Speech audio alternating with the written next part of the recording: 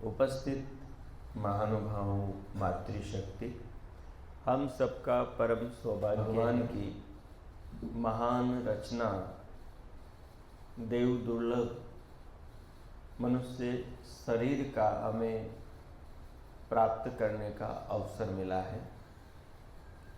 उससे भी बड़े सौभाग्य की बात है कि हमें ऋषियों का मार्ग मिला है, और उससे भी बड़े सौभाग्य की बात ये है कि हम ऋषियों के, ईश्वर के वेद मार्ग पर चल रहे हैं, इन बातों को सुन रहे हैं, इन बातों को जीवन में धारण कर रहे हैं। महानुभावों, आज का दिन बड़ा महान दिन है। एक तरफ तो आज महाशिवरात्रि है, जो भगवान शिव के नाम से जानी जाती है। आज की रात्रि शिव जी का व्रत करते हैं और उस व्रत को फिर दूसरे दिन शिव पूजन के साथ में खोलते हैं।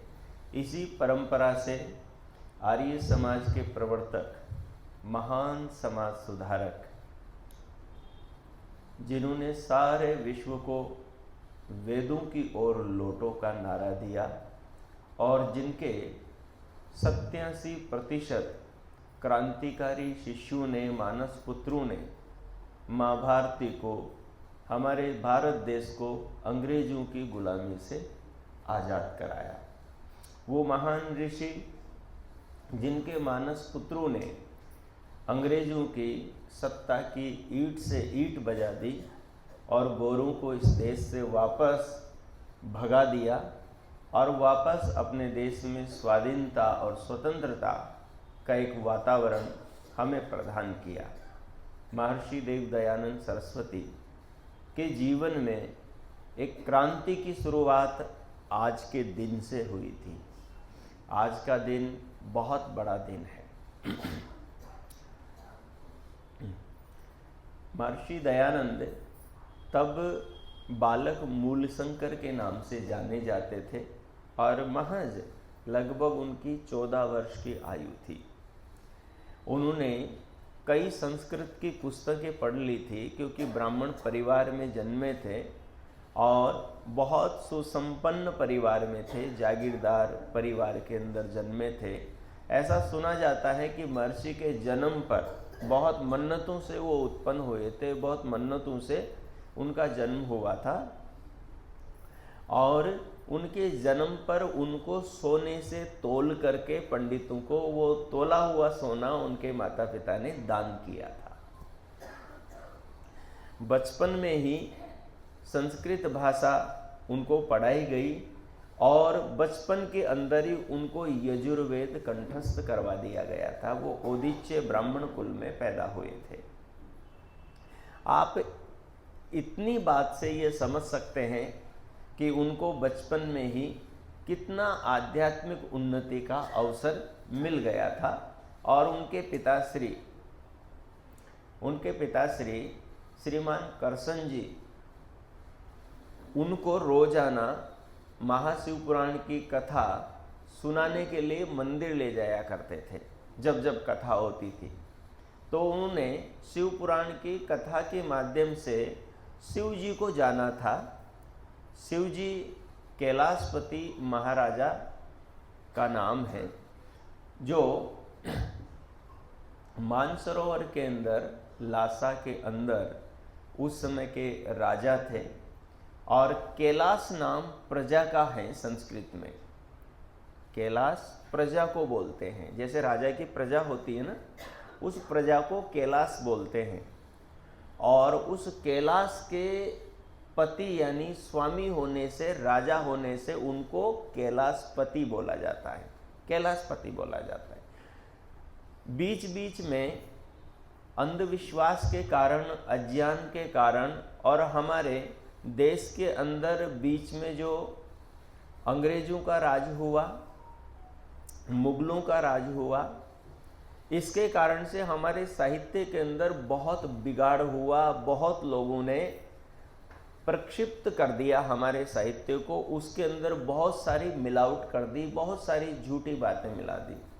तो हमारे जो महान पूर्वज थे, उन पूर्वजों के चरित्र को भी दुष्ट यवनों ने और दुष्ट अंग्रेजों ने बिगाड़ दिया, ताकि भारतवासी अपने ही शास्त्रों को पढ़े तो अपने ही पूर्वजों से नफरत करने लग जाएं, अपने ही पूर्वजों के प्रति हीन भावना से भर जाएं और अपने ही पूर्वजों को गाली देने लगे। इस प्रकार से हमारे पूर्वजों के उज्जवल और महान यश को मटिया मेट करने के लिए उन्होंने हमारे धर्म ग्रंथों के अंदर बहुत मिलावट करी।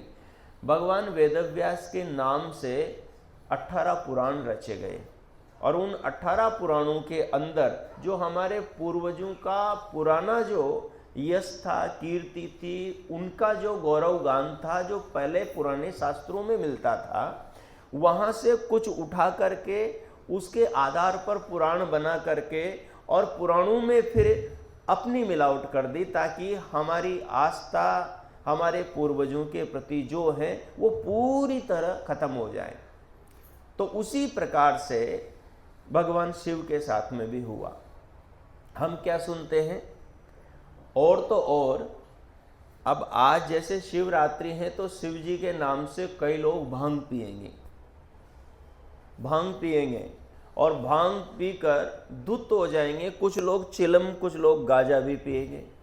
और जब आप इनसे पूछोगे, क्योंकि मेरा बचपन जिस वातावरण में बीता ना, उसमें मुझे पता है वहाँ आसपास दो चार साधु थे, वो शिव जी के नाम से भांग पीते थे।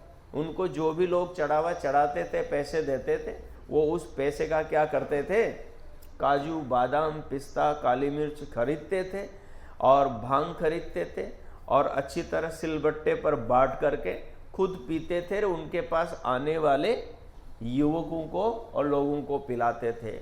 मेरे गांव की ही बात है, जहाँ पर एक साधु ये काम करता था आश्रम में, वहीं पास में एक गांव था, कस्बा, छोटे सी कॉलोनी थी। उस कॉलोनी के लगभग 60 युवकों को उन्होंने नशेड़ी बना दिया, भांग पिला पिलाकर भांग का आदी बना दिया। जब हम पूछते थे कि आप ये क्या करते हो, आप तो नशा करते हो, बोले कि ये तो भगवान भोलेनाथ का प्रसाद है।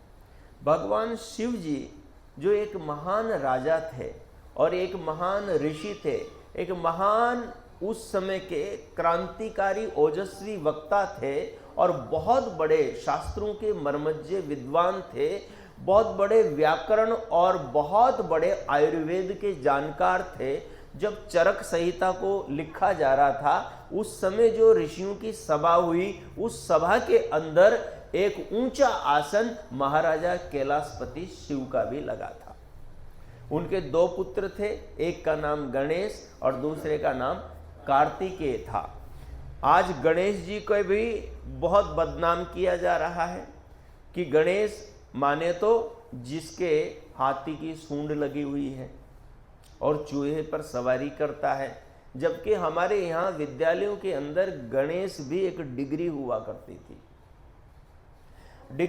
करती थी और वो डिग्री मिलती थी बुद्धिमान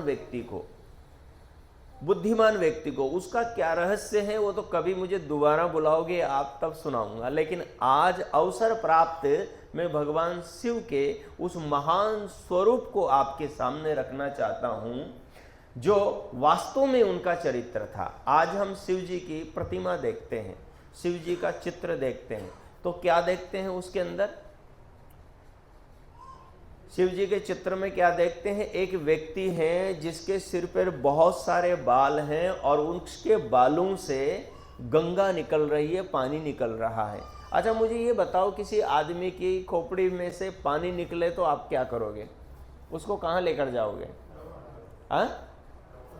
हॉस्पिटल लेकर जाओगे, क्योंकि जिसके दिमाग में, जिसकी खोपड़ी में थोड़ा भी पानी भर जाए ना, तो फिर वो जीवित नहीं बच सकता।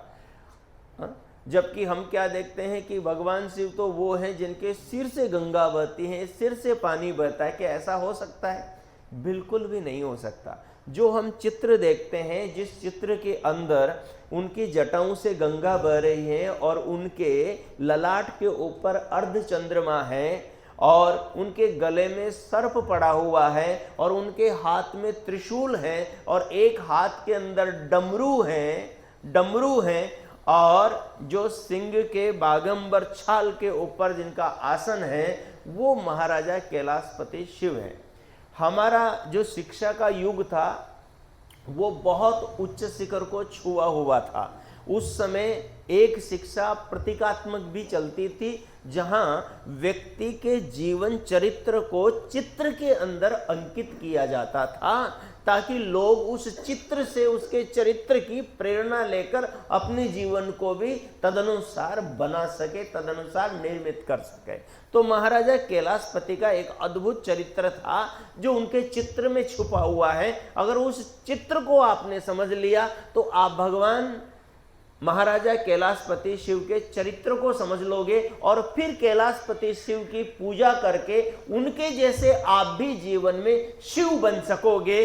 शिव बनने का आदेश परमपिता परमात्मा का है, ईश्वर का है, वेद का है। भगवान खुद कहते हैं मनुष्य से कि हे मनुष्य, हे मानव, हे मेरे पुत्रों, तुम जीवन के अंदर शिव बनो। शिवो भव प्रजाभ्यो मानुषीभ्यस्त्वम अंगिरः मानुषीभ्यस्त्वम अंगिरः मां द्यावा पृथ्वी अभिशोचिर्मांतरिक्षम मां वनस्पतिम। शिव कौन बनता है ये वेद बताता है। शिव कैसे बना जाता है ये वेद बताता है। शिव की झांकी, शिव का चरित्र, शिव का जीवन, शिव का आचरण कैसा होता है ये वेद बताता है। और भगवान ईश्वर केवल पुरुष को ही शिव बनने के लिए नहीं कहते, स्त्री को भी शिव बनने के लिए कहते हैं। देखो अगला ही मंत्र है, शिवा भव पुरुषेभ्यो गोभ्यो अश्वेभ्यः शिवास्मयी सर्वस्मयी क्षेत्राय शिवान इहै धी। परमात्मा कहते हैं स्त्री से कि हे मेरी प्यारी पुत्री, तू संसार में शिव बन। और किसके लिए शिव बन? पुरुषों के लिए शिव बन, गाय बैल बकरियों के लिए शिव बन, अपने घर के पशु पक्षियों के लिए शिव बन। जो पुरुष है, पिता है, उसके लिए शिव बन। जो पति है उसके लिए शिव बन। जो तेरे सास ससुर हैं, तेरे माता पिता हैं, उनके लिए तू शिवा बन। शिव शब्द का अर्थ है कल्याणकारी बनना। क्या है? शिव का मतलब है कल्याणकारी, कल्याणकारी बनना। पुरुष से भी कहा गया कि हे मानव, हे मनुष्य, तू जीवन में शिव बन। और शिव किसके लिए बने? शिवो भव प्रजाभ्यो। ध्यान देना बात पर, ध्यान देना बात पर। जो मैं कैलाशपति महाराजा शिव के चरित्र का उनके चित्र के द्वारा आपके सामने वर्णन करने वाला हूं, वो का वो संदेश इस वेद मंत्र के अंदर परमात्मा ने दिया हुआ है कि मनुष्य शिव जीवन में कैसे बनता है, कैसे मनुष्य शिव जीवन में बनता है।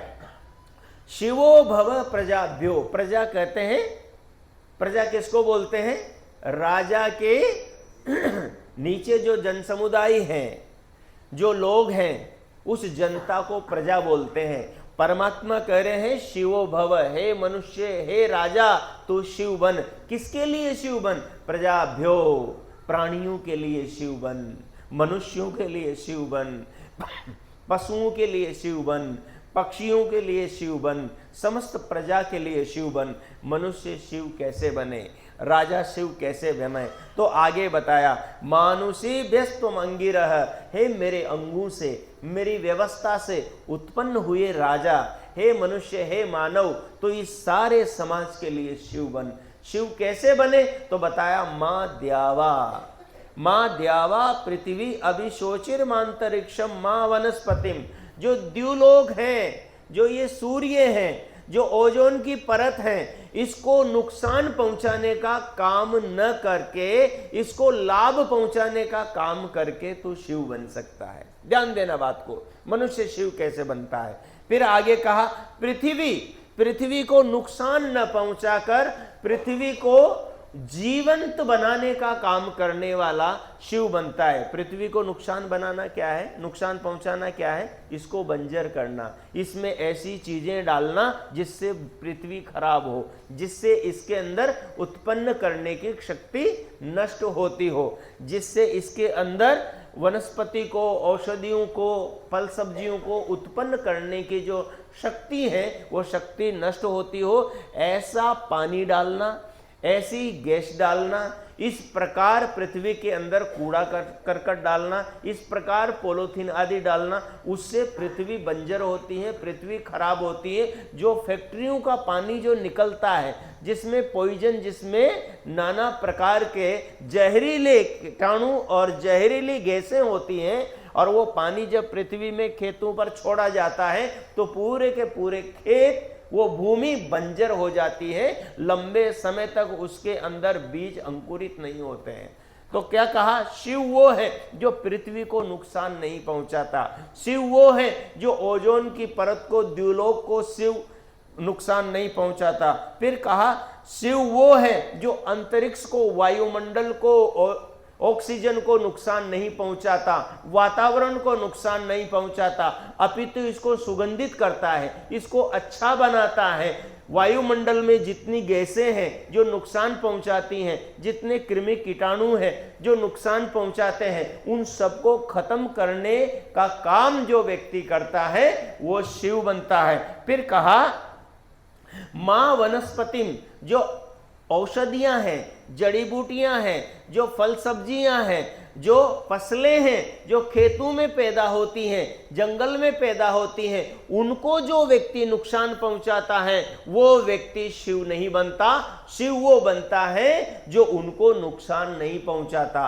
आज देखो कितने किसान हैं जो डीएपी, यूरिया, कीटनाशक, जहरीली गैसें इनके अंदर डालते हैं, जिससे कीड़े तो मरते हैं लेकिन वो फल सब्जियां, वो अन्न भी जहरीला हो जाता है और उनको खाने वाले लोगों के शरीर में नाना प्रकार की बीमारियां होती हैं। जो व्यक्ति फल सब्जियों में पॉइजन डालता है, इनमें कीटनाशक डालता है, जहरीले इसके अंदर पेस्टिसाइड यूज करता है, वो एक प्रकार से भूमि को भी खराब कर रहा है और वो प्रजा को, समाज को और मनुष्यों को भी नुकसान पहुंचा रहा है। वो पेड़ पौधों से पक्षियों को भी नुकसान पहुंचा रहा है, वो कीड़े मकोड़ों को भी, मित्र जो जीव हैं खेत के अंदर, मिट्टी के अंदर, उनको भी नुकसान पहुंचा रहा है। वो मनुष्य शिव नहीं समाज का शत्रु बन रहा है, वो मनुष्य शिव नहीं समाज का शत्रु बन रहा है। तो शिव कैसे बना जाता है?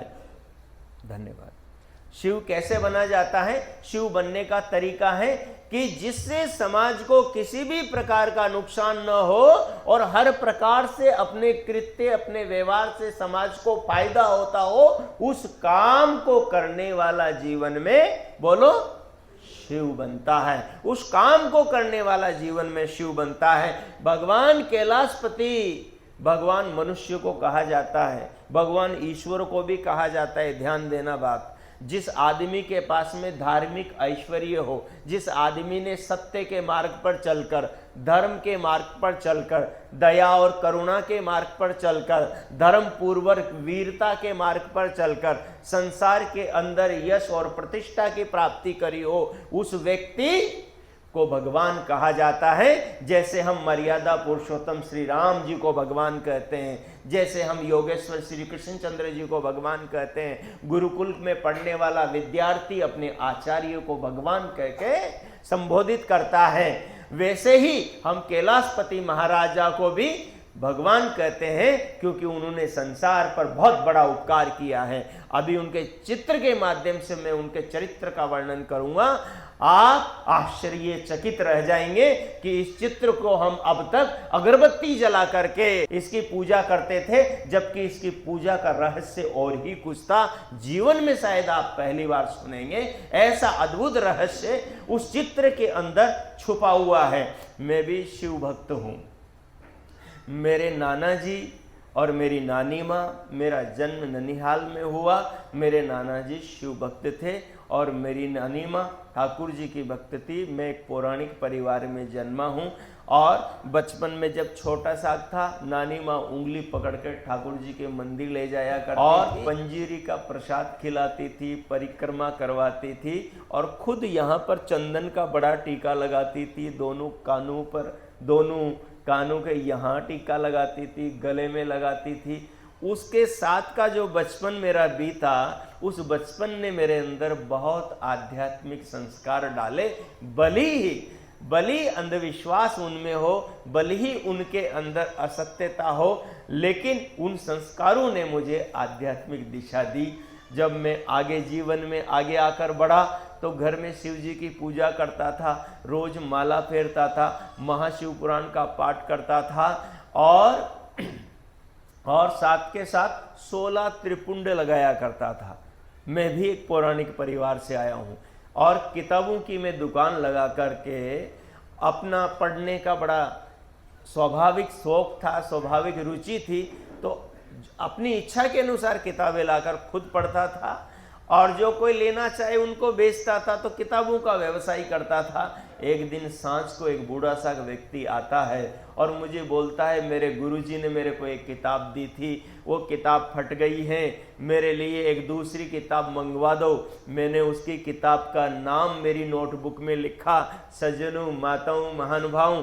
थोड़ी देर में मेरा एक मित्र आता है जो कविता स्वभाव से, वो मुझे बोलता है, मेरे लिए एक योग दर्शन मंगवा दो। मैं नीचे योग दर्शन नोटबुक में लिख रहा था, वो ऊपर लिखी हुई उस बाबा की किताब के नाम को पढ़कर मुझे बोलते हैं कि वाह यार, आजकल आपके पास में बड़े दार्शनिक आने लगे हैं। मैंने कहा ऐसा क्या हुआ कि ऊपर जिस किताब का आपने नाम लिख रखा है, आपको पता है इस किताब के बारे में? मैंने कहा नहीं पता, क्या है ऐसा इसमें? बोले कि जब ये किताब संसार में, समाज में प्रकाशित हुई थी, तब इस किताब ने समाज के अंदर बहुत बड़ी क्रांति को जन्म दिया था। बोले इस किताब के कारण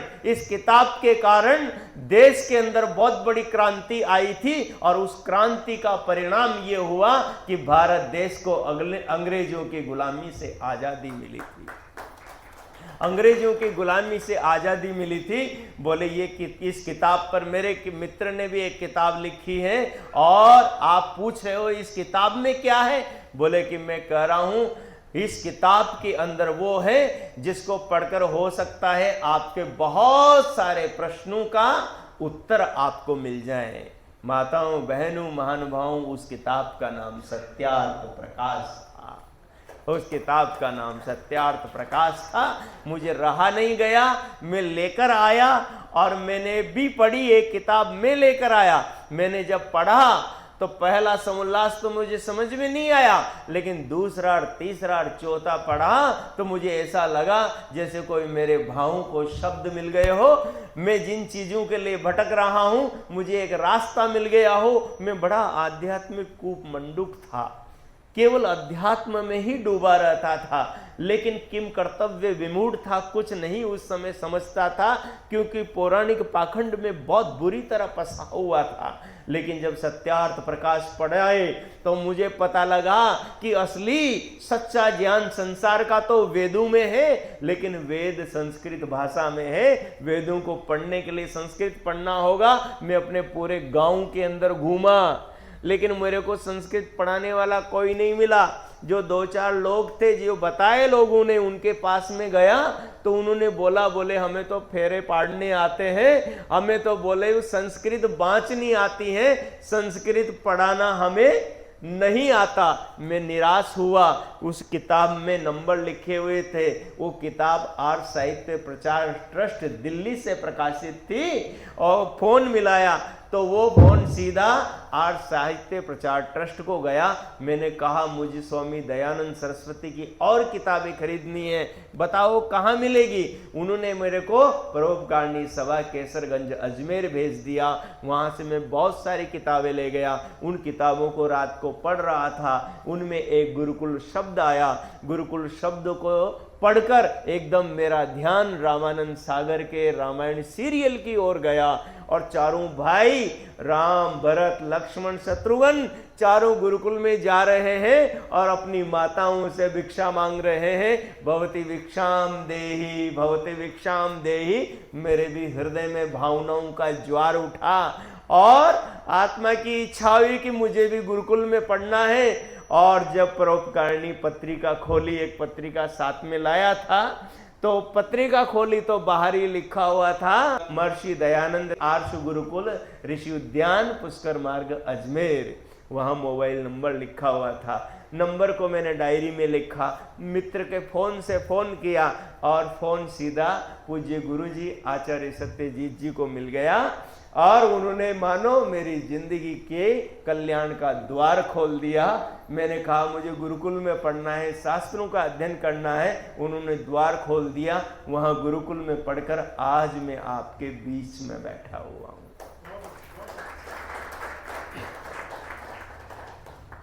ये सत्यार्थ प्रकाश की देन है, ये सत्यार्थ प्रकाश की देन है, ये ऋषि दयानंद की देन है, ये उस शिवरात्रि की देन है जिस शिवरात्रि को दयानंद को परमात्मा की कृपा से बोध हुआ कि ये शिवपिंडी वास्तविक शिव नहीं है, शिव तो कोई और है जिसको मैं शिव पुराण में पढ़ता था। मुझे उस सच्चे शिव की खोज करनी है जिसके बारे में शिव पुराण में लिखा है। उस शिव पुराण वाले शिव के बारे में शिव पुराण में बहुत मिलावट हुई है, लेकिन वो जो चित्र है वो सच्चा है और उस चित्र में जो चरित्र महाराजा कैलाशपति शिव का छिपा हुआ है, मैं उसकी आपसे चर्चा करने वाला हूं। महानुभाव माताओं, मैंने एक मंत्र और भी पढ़ा था वेद का, और उस मंत्र के अंदर भगवान ने कहा कि हे मेरी बेटी, स्त्री को भी परमात्मा ने शिवा कल्याणी बनने का उपदेश दिया है। और क्या कहा? शिवा भव पुरुषेभ्यो। भगवान कहते हैं स्त्री से, भगवान कहते हैं अपनी पुत्री से कि जीवन में पुरुषों के लिए तू शिवा बनना। शिवा का मतलब कल्याणकारिणी बनना। ऐसा काम करना जिससे तेरा जो पिता है समाज में उसकी निगाह, उसकी पगड़ी कहीं गिर न जाए, झुक न जाए। भगवान का आदेश है, भगवान का संदेश है समग्र संसार की स्त्रियों के लिए कि ऐसा कोई काम मत करना जिससे तुम्हारे पिता की इज्जत की पगड़ी गिर जाए। ऐसा कोई काम मत करना जिससे तुम्हारे पति की इज्जत चली जाए। ऐसा कोई काम मत करना जिससे तुम्हारी ससुर की इज्जत चली जाए। ऐसा कोई काम मत करना जिससे तुम्हारे देवर और जेठ की इज्जत चली जाए। ऐसा कोई काम मत करना जिससे तुम्हारे बेटे की और तुम्हारे पोते की इज्जत चली जाए। ऐसा कोई काम मत करना, संसार में जितना मनुष्य समुदाय है और जो तुम्हारे पूर्वज हैं उनकी इज्जत तुम्हारे किसी आचरण से नीलाम हो जाए, बदनाम हो जाए, चली जाए। ये ईश्वर का आदेश और स्त्री के लिए है। स्त्री ये करके शिवा कल्याणी बन सकती है पुरुष समाज के लिए।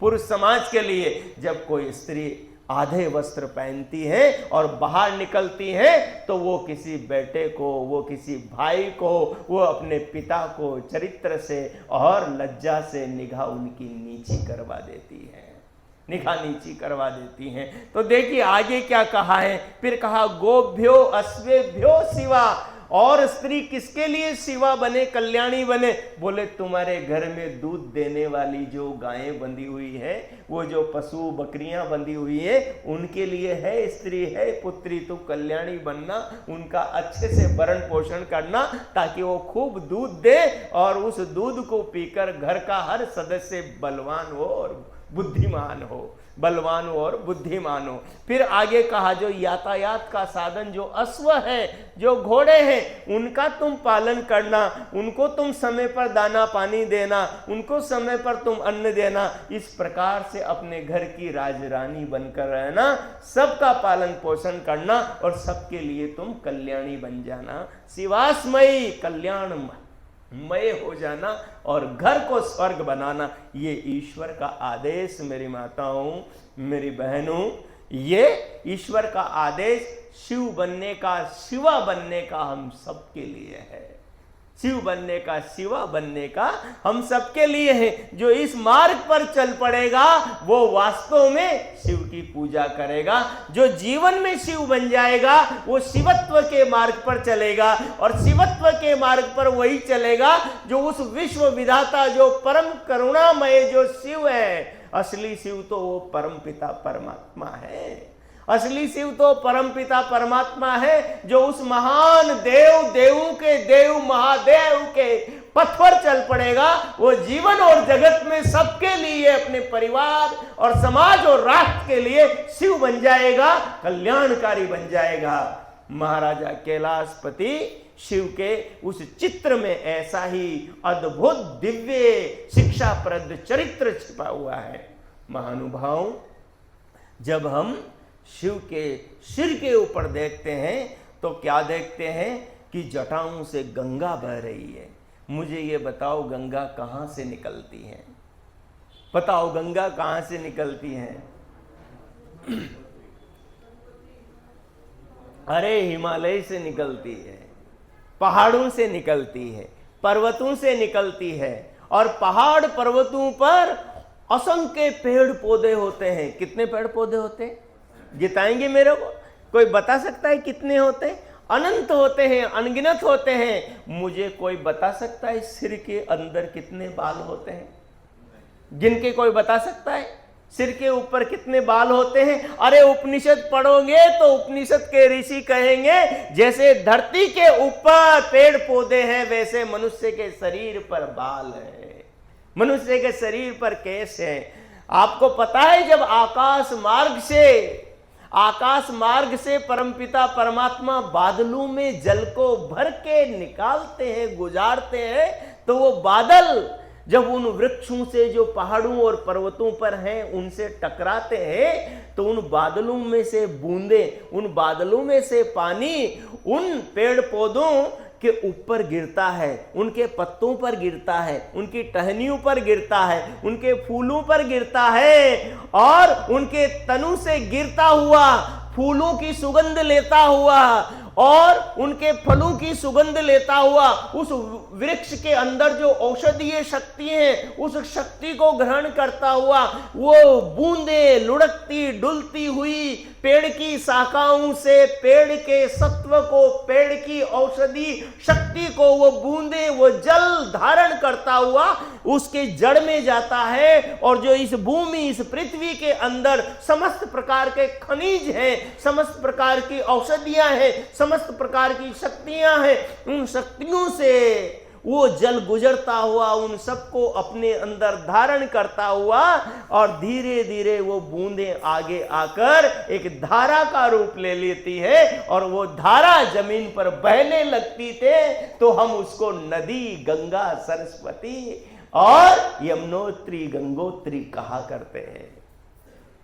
यमुनोत्री, गंगोत्री कहा करते हैं। ये जो गंगा निकलती है जिसमें जड़ी बूटियों का रस है, जिसके अंदर पेड़ पौधों की औषधीय शक्ति है, ये कई महीनों तक इसका जल खराब नहीं होता, इसमें कीड़े नहीं पड़ते, ये सड़ता नहीं है। और इस पानी में कोई नहा ले, स्नान कर ले तो उसके शरीर के सारे चर्म रोग मिट जाते हैं। इस पानी को कोई महानुभाव पी ले, लंबे समय तक 6 महीने तक इस जल को पिए तो उसके शरीर की नाना प्रकार की बीमारियां नष्ट हो जाती है।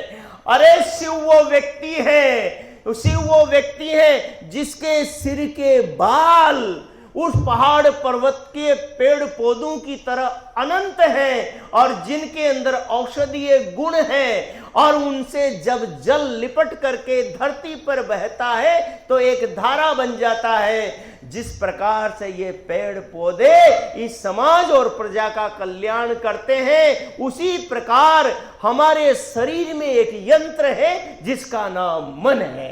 क्या है? हमारे शरीर में एक यंत्र है जिसका नाम मन है और उस मन की वृत्तियां, उस मन के विचार भी जैसे सिर पर बाल अनंत है ऐसे ही मन के विचार भी बोलो अनंत है, मन के विचार भी अनंत हैं। शिव वो व्यक्ति है जो अपने मन से इन पेड़ पौधों की तरह, इनकी औषधीय शक्ति की तरह, गंगा की तरह समाज के कल्याण का चिंतन करता है, वो व्यक्ति शिव है। उन वृक्षों की तरह समाज को जीवन देने वाले विचार अपने मन में उठाता है और उन विचारों के अंदर रहता है, वो व्यक्ति बोलो शिव है। वो व्यक्ति शिव है। आदमी मन में क्या सोचता है? दूसरे को दुख देने के लिए, दूसरे का शोषण करने के लिए, दूसरे के साथ छल कपट करने के लिए। लेकिन शिव वो व्यक्ति है जो सबके कल्याण का चिंतन करता है, सबके भले का उपाय सोचता है, वो व्यक्ति शिव है। मैं कहता हूं मनुष्य को, एक वृक्ष को, पेड़ को अपना गुरु बनाना चाहिए, गुरु बनाना चाहिए। पेड़ क्या दे रहा है? जरा उसके पास में बैठो, उसको गले लगाकर उससे पूछो कि हे वृक्ष देवता, मेरे लिए क्या उपदेश है? इस वृक्ष को बनाने वाले उस विधाता ईश्वर से प्रार्थना करो कि हे भगवान, ये वृक्ष आपने क्यों बनाया है? ये वृक्ष के माध्यम से मुझे क्या उपदेश दे रहे हो? तो वो वृक्ष बोलेगा आपको, वो वृक्ष आपको परमात्मा ने क्यों बनाया है, आपको पाठ पढ़ाना शुरू करेगा। जैसे ही निकट जाओगे, वो सबसे पहले आपको मां के आंचल की तरह छांव आपके ऊपर कर देगा, आपको छाया प्रदान करेगा और उसके बाद में अपनी भीनी भीनी खुशबू आपको देने लगेगा, अपनी भीनी भीनी खुशबू आपको देने लगेगा। और उसके ऊपर फल आए हुए हैं, वो फल आपको, जैसे ही फल आएंगे वो झुककर आपको भेंट करने लगेगा। हे मेरे पास में आने वाले अतिथि देव, ले मेरे मीठे फलों को खा और अपने शरीर के अंदर नई ऊर्जा और जीवन शक्ति का विकास कर।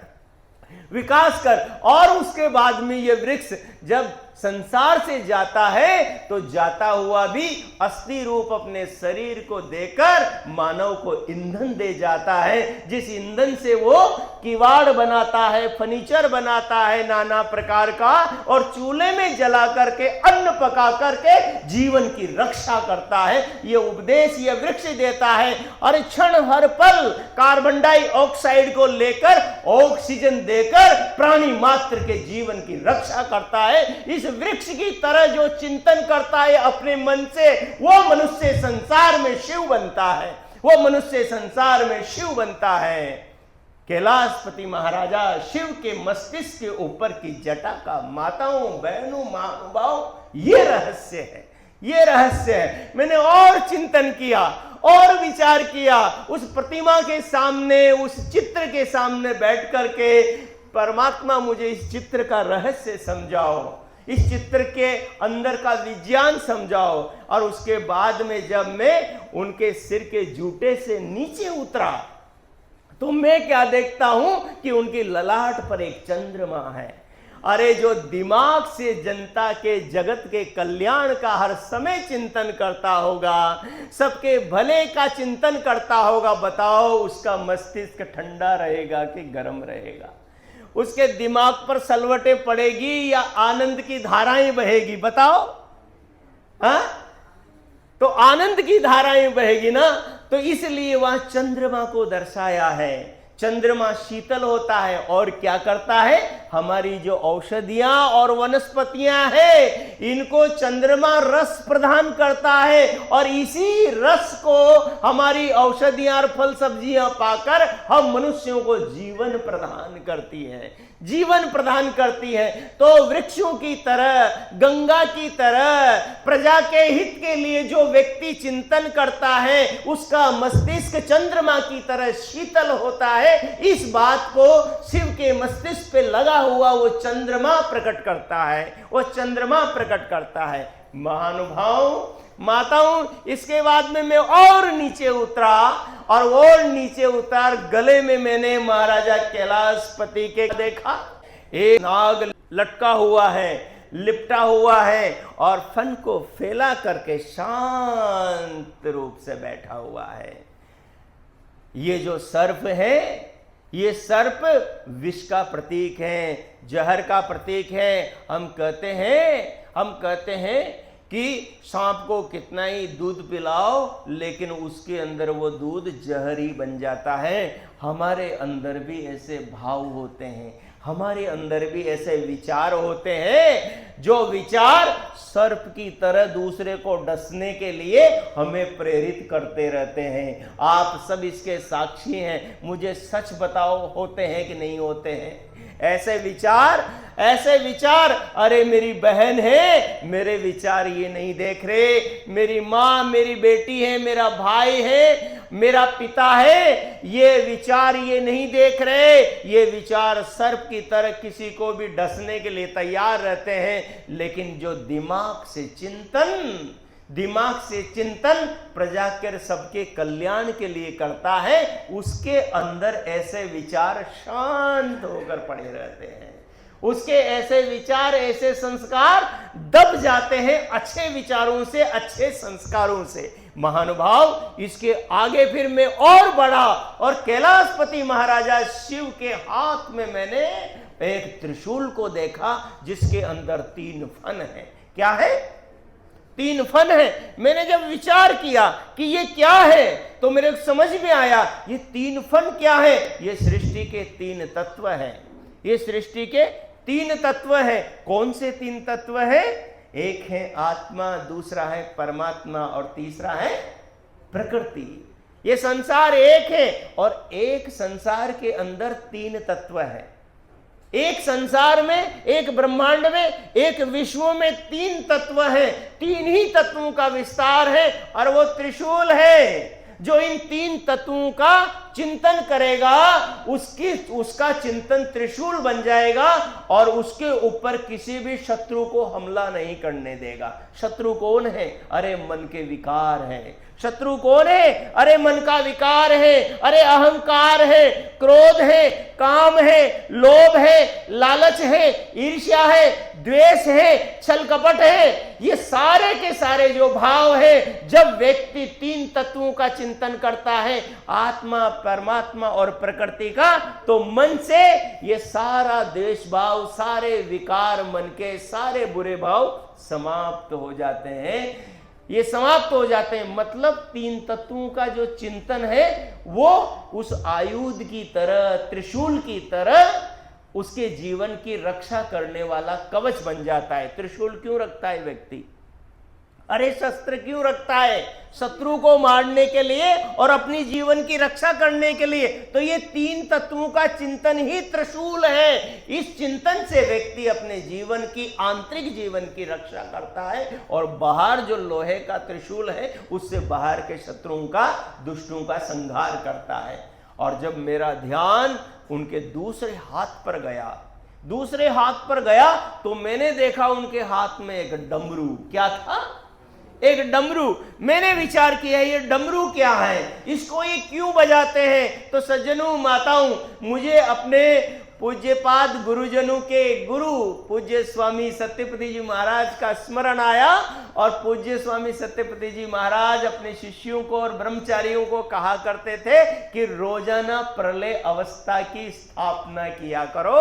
उससे जीवन में लोभ लालच पैदा नहीं होता, अहंकार पैदा नहीं होता, मन के अंदर कुविचार और दूसरों के प्रति बुरे भाव पैदा नहीं होते। ये जो डमरू है, डमरू के दोनों ढक्कन हैं। अरे ये सृष्टि की उत्पत्ति और सृष्टि के विनाश की कहानी को कहते हैं। जो व्यक्ति ध्यान में बैठता है, महर्षि दयानंद सरस्वती के संध्या उपासना के मंत्रों का चिंतन करता है, उनमें क्या कहा है? अगमर्षण मंत्रों में क्या कहा है कि हम सृष्टि के चिंतन से अपने पापों का नाश कर दें। हमारे अंदर अभिमान का उदय नहीं होगा जब हम इस जीवन की उत्पत्ति और इसके विनाश का चिंतन करेंगे।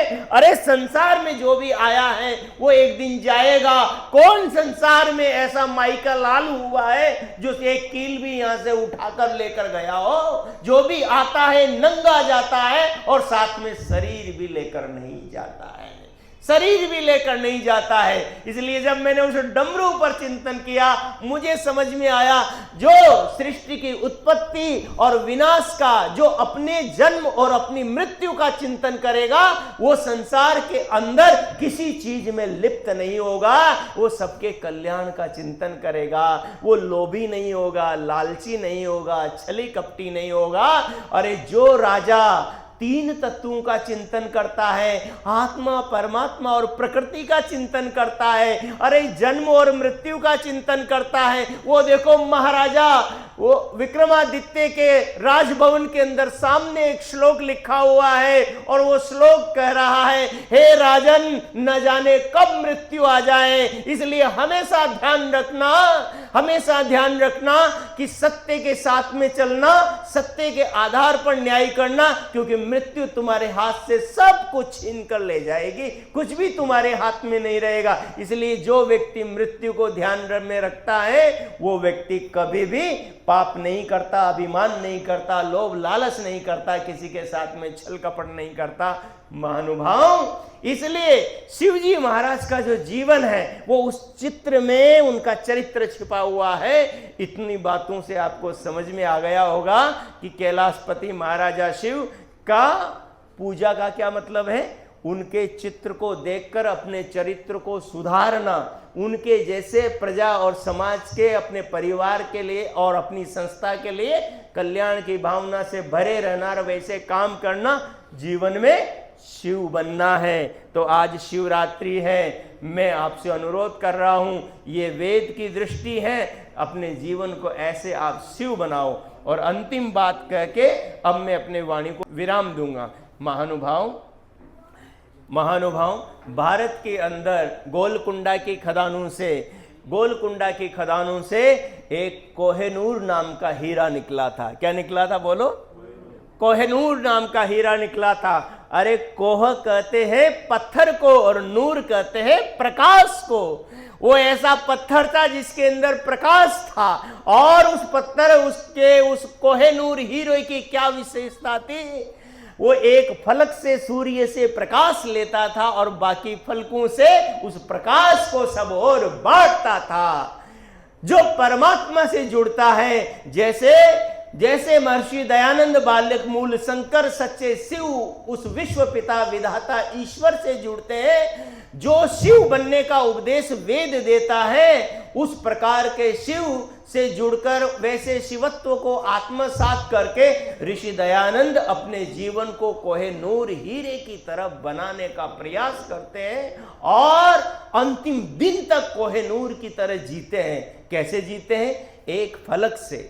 एक फलक से अर्थात परमात्मा से ज्ञान लेते हैं, परमात्मा से प्रकाश लेते हैं, परमात्मा की समाधि से, परमात्मा के ध्यान से, परमात्मा की उपासना से, परमात्मा के वेद को पढ़कर वहां से ज्ञान लेते हैं, वहां से प्रकाश लेते हैं, वहां से जीवन को जीने की दृष्टि लेते हैं, वहां से सारे सद्गुणों को ग्रहण करते हैं और अपने जीवन के अंदर, अपने समाज, अपने राष्ट्र के कल्याण के लिए उस ज्ञान को समाज में विस्तृत करते हैं, उसको समाज के अंदर फैलाते हैं और समस्त प्रजा और समाज का कल्याण करते हैं। महानुभाव, अगर हमें जीवन में कुछ करना है तो इस शिवत्व की ओर बढ़ना है, ऐसे शिव बनना है, इन वेद मंत्रों के अनुसार जीवन को जीना है, अपने आर्य समाज को ऊंचा उठाना है और जो हम हवन करते हैं, यज्ञ करते हैं, इस यज्ञ की तरह अपने जीवन को यज्ञमय बनाना है।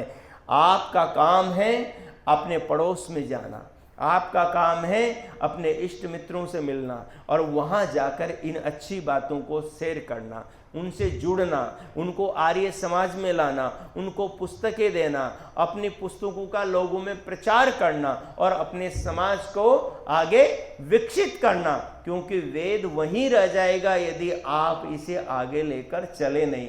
आप जीवन में शिव कब बनोगे? जब ऋषि दयानंद का काम करोगे। आप जीवन में शिव कब बनोगे? जब यज्ञ हवन करोगे।